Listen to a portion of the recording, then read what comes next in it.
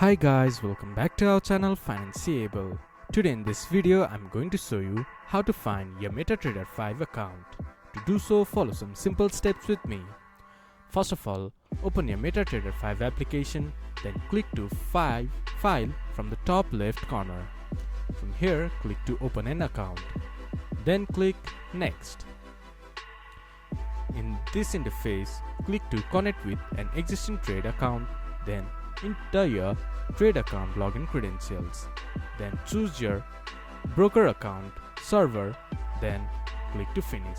Then you will find your account and logged into your account. If you have forgotten your login credentials for your broker account, try consulting to your broker account and contact your broker's account support. From there, retrieve your login credentials, then enter your login credentials and find your account. This is how you can find your account in MetaTrader 5.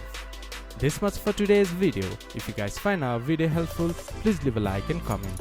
And do not forget to subscribe our channel and hit the bell icon. I'll see you guys again in our next video. Thank you for watching.